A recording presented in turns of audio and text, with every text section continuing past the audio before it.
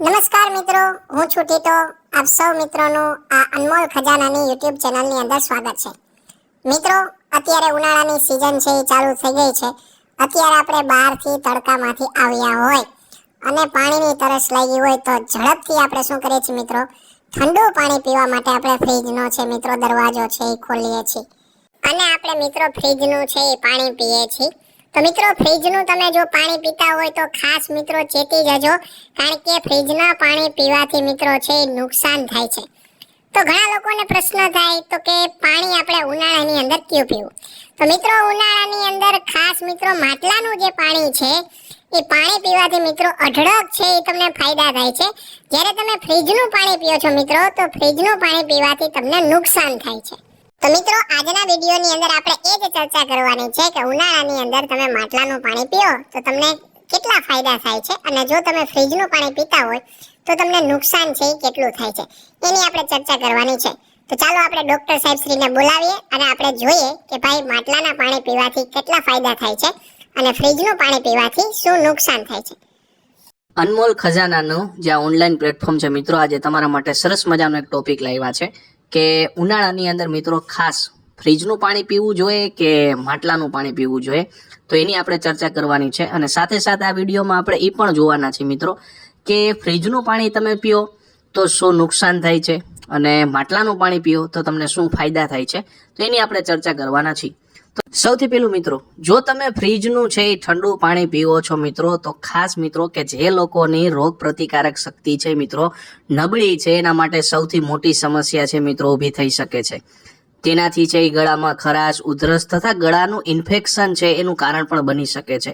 અને આ જ કારણથી જ્યારે મિત્રો કોરોનાનો જે સમય હતો એ સમયગાળા દરમિયાન ડોક્ટર છે એ તમને ઠંડુ પાણી એટલે કે ફ્રીજનું પાણી છે એ પીવાની છે એ ના પાડતા હતા મિત્રો. બીજું એક મિત્રો તમને એ પણ કહી દઉં, જ્યારે તમે ફ્રીજનું પાણી પીઓ છો ને ત્યારે તમારી તરસ છે ને મિત્રો છીપાતી નથી.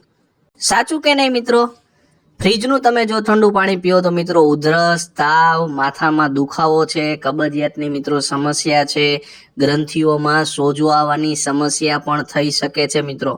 ફ્રીજનું પાણી તમે પીઓ તો તમારા પેટમાં ગેસની ક્રિયા પણ કરે છે મિત્રો. તો ખાસ મિત્રો ફ્રીજનું જો તમે પાણી પીતા હોય તો ચેતી જાજો મિત્રો, ફ્રીજનું પાણી પીવું નહીં, જે આપણા શરીર માટે મિત્રો નુકસાનકારક છે. ચાલો, ક્લિયર? તો ડોક્ટર સાહેબ તમે અમે ફ્રીજનું પાણી છે એ પીવાની ના પાડો છો, તો અમારે ઠંડુ પાણી પીવું હોય તો કયું ઠંડુ પાણી પીએ? એના વિશે અમને ડોક્ટર સાહેબ માહિતી આપો. જો બેટા ઉનાળાની અંદર તમારે ઠંડુ પાણી પીવું હોય તો બેસ્ટમાં બેસ્ટ છે માટલાનું પાણી. માટલાનું પાણી તમે પીશો તો કોઈ પણ પ્રકારની તમને બીમારી છે એ થશે નહીં. તો ખાસ માટલાનું પાણી છે એ પીવું. ચાલો હવે માટલાના પાણી પીવાથી કેટલા ફાયદા થાય છે એની આપણે ચર્ચા કરીએ. તો સૌથી પહેલું છે મિત્રો, માટલાનું પાણી છે એ કુદરતી રીતે ઠંડુ થયેલું હોય છે, જેથી તે આપણા ગળા માટે પણ સારું હોય છે અને માટલાનું પાણી પીવાથી શરીરમાં ઠંડક રહે છે. આગળ આપણે જોયું કે ફ્રીજનું જે તમે પાણી પીઓ છો તો તમારી તરસ છે એ છીપાતી નથી, પણ માટલાનું પાણી તમે પીશો એટલે મિત્રો 110% છે એ તમારી તરસ છે એ છીપાઈ જશે. અને ખાસ મિત્રો ફ્રીજનું પાણી છે એ કૃત્રિમ રીતે ઠંડુ થયેલું હોય છે, જ્યારે માટલાનું પાણી છે ને મિત્રો એ કુદરતી રીતે ઠંડુ થયેલું હોય છે, એટલે આપણી તરસ છે ને મિત્રો છીપાઈ જાય છે. માટલાનું પાણી પીવાથી મિત્રો રોગ પ્રતિકારક શક્તિ છે એ મજબૂત બને છે અને જે તમને વિવિધ રોગ છે એનાથી બચાવે છે. માટલાનું પાણી પીવાથી એસિડિટી છે એમાંથી રાહત મળે છે અને પેટ સંબંધિત જે દરેક સમસ્યાઓ હોય છે એની અંદર રાહત આપે છે અને પાચન શક્તિને પણ મિત્રો મજબૂત છે એ બનાવે છે. માટલાનું પાણી પીવાથી હીટ સ્ટ્રોકની જે સમસ્યા છે મિત્રો એનાથી તમને રાહત મળે છે.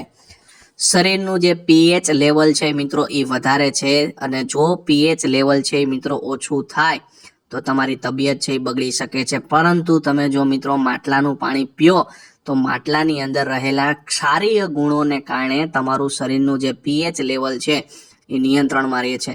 માટલાનું પાણી પીવાથી શરદી કે ગળામાં દુખાવો થતો નથી અને એનિમિયાથી પીડાતા લોકો હોય છે એના માટે માટલાનું પાણી છે મિત્રો ખૂબ જ ફાયદાકારક છે, કારણ કે તેની અંદર ભરપૂર માત્રાની અંદર લોખંડ એટલે કે આયર્ન છે એ આવેલું હોય છે.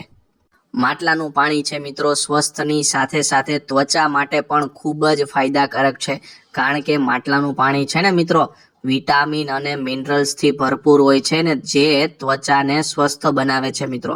તો મારી સલાહ એ છે મિત્રો કે ઉનાળાની અંદર ખાસ મિત્રો ફ્રીજનું પાણી છે એ પીવાનું ટાળો, અને માટલાનું પાણી છે એ જેમ બને માટલાનું પાણી પીઓ અને સ્વસ્થ મસ્ત તાજા રહો અને આનંદ માણતા રહ્યો. Thank you.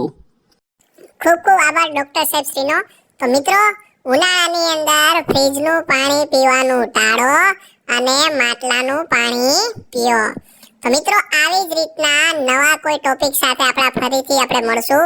તો મિત્રો, તમને આ વિડીયો સારો લાગ્યો હોય તો વિડીયોને લાઈક કરજો, શેર કરજો અને ચેનલ ઉપર પહેલી વાર હોય તો ચેનલને સબસ્ક્રાઇબ કરજો. Thank you.